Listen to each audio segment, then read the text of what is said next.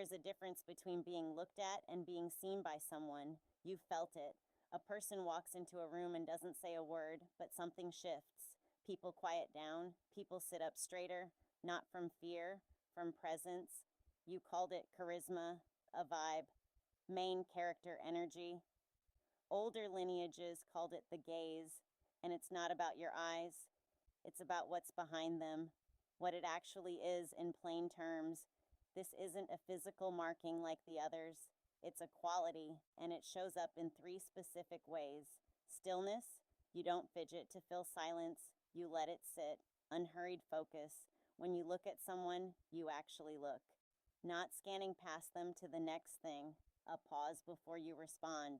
You don't rush to fill space with words. You let a beat pass first. Across traditions, this was read as the sign of someone who wasn't performing presence. They simply had it, because their attention wasn't scattered chasing approval. How to confirm it in yourself. Think of the last conversation where you felt calm, not anxious, holding eye contact.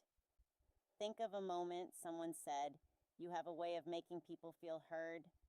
Think of times silence didn't feel awkward to you. It felt natural. If any of this is familiar, you already carry this.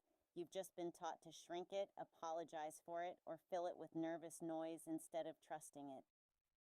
How to use it, practically for your actual life. This is where it becomes a tool, not just a trait.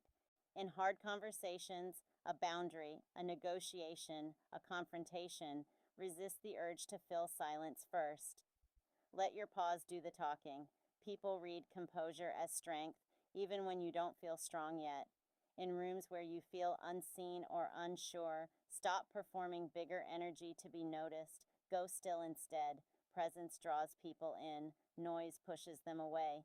When you're anxious before something important, a meeting, a hard call, a first date, before you speak, take one slow breath and let your eyes actually land on the other person instead of darting away.